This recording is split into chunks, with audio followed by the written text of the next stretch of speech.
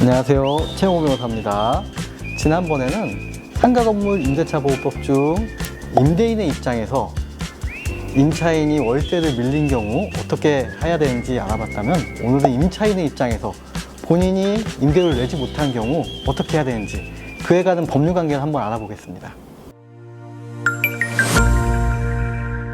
요즘 이런 상담이 참 많이 들어오는데, 코로나 때문에 사실 임대료를 내지 못하는 임차인이 많습니다. 의뢰인 같은 경우에는 1개월 월세를 밀렸는데 2020년에 한 2번 정도 월세를 밀리고 다시 이제 월세를 내긴 했는데, 임대인이 당신은 지금 3번 월세를 안 냈기 때문에 임대차 계약 해지할 수 있다, 그러면서 임대차 계약을 해지하겠다고, 이 경우 어떻게 해야 되는지 물어보셨습니다. 임대차 계약을 해지할 수 있는 경우는 상가건물 임대차 보호법에 규정이 되어 있는데, 이제 상기의 차임에 이르도록 연체한 때라고 규정이 되어 있습니다.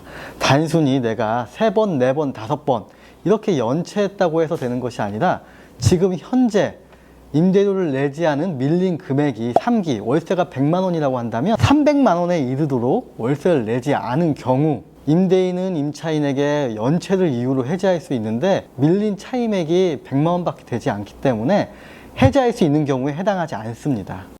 주택임대차보호법과 상가건물 임대차보호법이 다른 것은, 주택은 민법에 따라서 2기를 연체한 때 해당이 되고, 그 다음 상가건물 임대차보호법은 3기의 임대료를 연체한 때라고 되어 있습니다. 오해하실까봐 이 부분을 따로 얘기를 하는 건데, 임차인 입장에서는 내가 지금 200만 원밖에 연체를 안 했는데 왜 해지할 수 있나요? 라고 생각하실 수 있는데, 주택과 상가가 다르다는 부분을 분명히 아셔야 되고, 주택은 2기 200만 원, 상가는 3기 300만 원의 연체 금액이 이르게 된다면은 그때 해지할 수 있다는 점을 좀 알아두셔야 됩니다.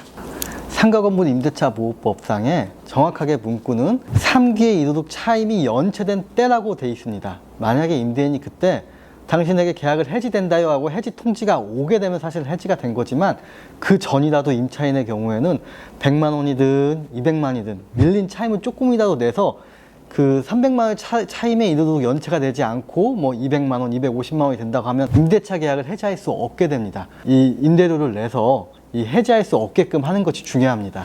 다만 이제 계약갱신 청구권이라고 해가지고 3기의 차임에 이르도록 연체한 사실이 한 번이라도 있게 되면 계약갱신을 못하게 됩니다. 그래서 계약기간 만료 이후에 계약갱신을 할 수 없다는 점은 분명히 알아두셔야 됩니다.